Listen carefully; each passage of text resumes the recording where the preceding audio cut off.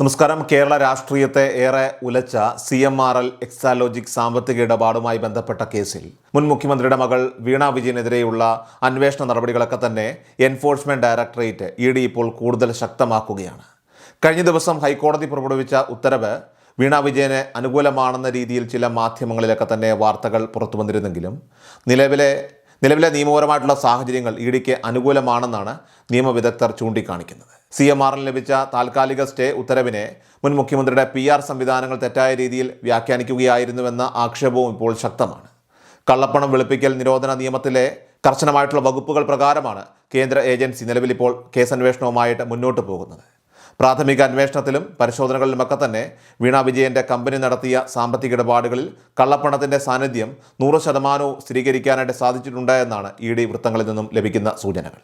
കൃത്യമായ തെളിവുകളുടെയും നിയമപരമായിട്ടുള്ള നടപടിക്രമങ്ങളുടെയും ഒക്കെ തന്നെ പശ്ചാത്തലത്തിൽ പ്രതിസ്ഥാനത്തുള്ളവർക്കെതിരെ ശക്തമായ അടുത്ത ഘട്ടത്തിലേക്ക് കടക്കാനാണ് അന്വേഷണ സംഘത്തിൻ്റെ തീരുമാനം. കഴിഞ്ഞ ദിവസം സംസ്ഥാനത്ത് വലിയ ചർച്ചയായ ഹൈക്കോടതി ഉത്തരവ് യഥാർത്ഥത്തിൽ Cochin minerals and retail limited CMRL എന്ന സ്വകാര്യ കമ്പനി സമർപ്പിച്ച ഹർജിയിന്മേൽ ഉള്ളതായിരുന്നു. ഈ ഉത്തരവിൽ മുഖ്യമന്ത്രിയുടെ മകളുടെ പേരോ അല്ലെങ്കിൽ അവരുടെ ഉടമസ്ഥതയിലുള്ള എക്സാലോജിക്സ് എന്ന കമ്പനിക്കെതിരെയുള്ള അന്വേഷണങ്ങളെക്കുറിച്ചോ യാതൊരുവിധ പരാമർശങ്ങളുമില്ല എന്നതാണ് വസ്തുത. CMRLനെതിരെയുള്ള EDയുടെ നടപടികൾ താൽക്കാലികമായിട്ട് നിർത്തലാക്കണം എന്നാവശ്യപ്പെട്ട് നൽകിയ ഹർജിയിൽ വരും ദിവസങ്ങളിലെ കോടതി നിലപാട് നിർണായകമാകും. വരാനിരിക്കുന്ന വെള്ളിയാഴ്ച വരെ മാത്രമാണ് കോടതി ഈ വിഷയത്തിൽ കമ്പനിക്ക് താൽക്കാലിക ആശ്വാസം നൽകിയിട്ടുള്ളത്. അതുകൊണ്ട് തന്നെ ഈ ഒരു കോടതി ഉത്തരവ് വീണ വിജയനെതിരെയുള്ള കേന്ദ്ര ഏജൻസിയുടെ വിപുലമായിട്ടുള്ള അന്വേഷണത്തെ ഒട്ടും തന്നെ ബാധിക്കില്ല എന്ന് ED ഉദ്യോഗസ്ഥർ വ്യക്തമാക്കുന്നു.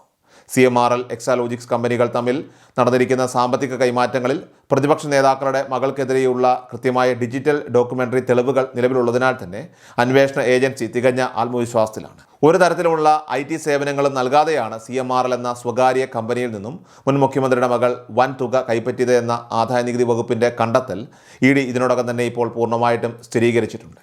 ഇതേ കേസിൽ CMRL നിന്നും സമാനമായ രീതിയിൽ നിയമവിരുദ്ധമായിട്ട് പണം കൈപ്പറ്റിയ മറ്റ് പ്രമുഖ വ്യക്തികളെയും രാഷ്ട്രീയ നേതാക്കളെയും കുറിച്ചുള്ള സമാന്തര അന്വേഷണങ്ങളും അന്വേഷണ സംഘം ഇപ്പോൾ വിപുലമാക്കിയിട്ടുണ്ട്.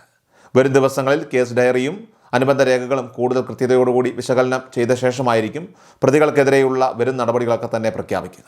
തിരക്ക് പിടിച്ച അറസ്റ്റ് പോലെയുള്ള നടപടികളിലേക്ക് കടക്കാതെ നിയമപരമായിട്ടുള്ള എല്ലാ സുരക്ഷിതത്വവും ഉറപ്പാക്കിക്കൊണ്ട് കേസ് കോടതിയിൽ ശക്തമായിട്ട് തെളിയിക്കുക എന്നതാണ് EDയുടെ തന്ത്രം.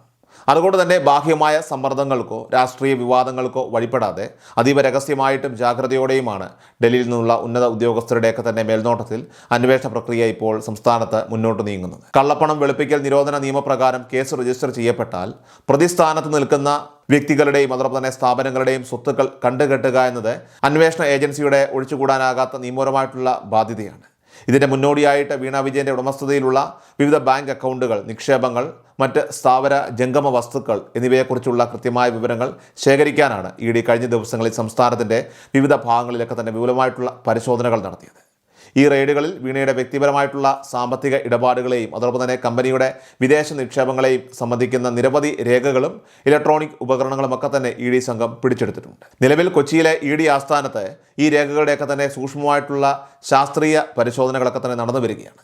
ഈ പരിശോധനകൾ പൂർത്തിയാകുന്ന മുറയ്ക്ക് വരും ദിവസങ്ങളിൽ തന്നെ കൊച്ചി ഓഫീസിലേക്ക് ചോദ്യം ചെയ്യലിന് ഹാജരാകാൻ ആവശ്യപ്പെട്ട് വീണ വിജയന് ED ഔദ്യോഗികമായിട്ട് സമൻസ് അയക്കുമെന്നാണ് ഇപ്പോൾ അറിയാനായിട്ട് കഴിയുന്നത്. അതേസമയം നിലവിലെ രാഷ്ട്രീയ സാഹചര്യങ്ങളും കേന്ദ്ര അന്വേഷണ ഏജൻസികളുടെ നിരന്തരമായിട്ടുള്ള നീക്കങ്ങളും മുൻ മുഖ്യമന്ത്രി പിണറായി വിജയനെയും അദ്ദേഹത്തിൻ്റെ കുടുംബത്തെയും കനത്ത പ്രതിരോധത്തിൽ ഇപ്പോൾ ആക്കിയിരിക്കുകയാണ്. പിണറായി വിജയൻ്റെ വസതിക്ക് സമീപം വെച്ച് ED ഉദ്യോഗസ്ഥർക്ക് നേരെയും അവർ സഞ്ചരിച്ച വാഹനങ്ങൾക്ക് നേരെയും ഉണ്ടായ അക്രമ സംഭവം കേസിൻ്റെ ഗതിയെ കൂടുതൽ സങ്കീർണമാക്കിയിട്ടുണ്ട്.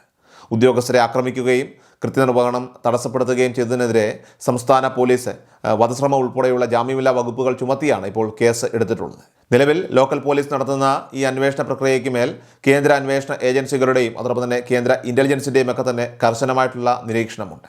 ED ഉദ്യോഗസ്ഥർക്ക് നേരെ നടക്കുന്ന ഇത്തരം അക്രമങ്ങളെ കേന്ദ്ര സർക്കാർ അതീവ ഗൗരവത്തോടെയാണ് ഇപ്പോൾ നോക്കിക്കാണുന്നത് എന്നതിനാൽ തന്നെ ഈ വിഷയം മുൻ മുഖ്യമന്ത്രിയുടെ കുടുംബത്തിന് രാഷ്ട്രീയമായിട്ടും നിയമപരമായിട്ടും വലിയ തിരിച്ചടിയായിട്ട് മാറാനാണ് സാധ്യത.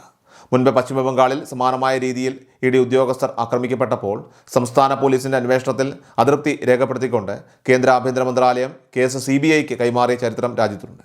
കേരളത്തിലുണ്ടായ ഈ അക്രമ സംഭവത്തിലും സമാനമായ രീതിയിൽ ഒരു കേന്ദ്ര ഏജൻസിയുടെ അന്വേഷണം വേണമോ എന്ന കാര്യത്തിൽ കേന്ദ്ര ആഭ്യന്തര മന്ത്രാലയം ഉടൻ തന്നെ അന്തിമ തീരുമാനമെടുക്കുമെന്നാണ് റിപ്പോർട്ടുകളൊക്കെ തന്നെ സൂചിപ്പിക്കുന്നത്.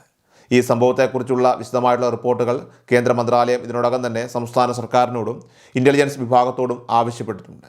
ഉദ്യോഗസ്ഥർക്ക് നേരെയുണ്ടായ ആക്രമണത്തിൻ്റെ പശ്ചാത്തലത്തിൽ കേന്ദ്രത്തിൻ്റെ ഭാഗത്തുനിന്ന് കൂടുതൽ കർശനമായിട്ടുള്ള നടപടികൾ ഉണ്ടാകുമെന്നത് ഉറപ്പാണ്. നിയമപരമായിട്ടുള്ള പ്രതിരോധങ്ങൾക്കോ രാഷ്ട്രീയമായ സംരക്ഷണങ്ങൾക്കോ വഴിപ്പെടാത്ത രീതിയിൽ കേസ് ശക്തമായ അറസ്റ്റ് നടപടികളിലേക്ക് നീങ്ങുമ്പോൾ മുൻ മുഖ്യമന്ത്രി പിണറായി വിജയൻ കടുത്ത രാഷ്ട്രീയ പ്രതിസന്ധിയിലാണ് ഇപ്പോൾ എത്തിപ്പെട്ടിരിക്കുന്നത്.